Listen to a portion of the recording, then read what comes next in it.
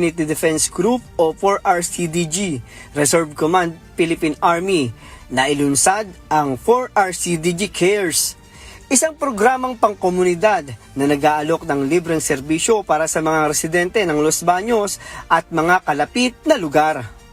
Dito kabilang ang mga serbisyong inihandog ay ang libreng konsultasyong medikal at dental, serbisyong optikal, operasyon tuli at libreng konsultasyong legal.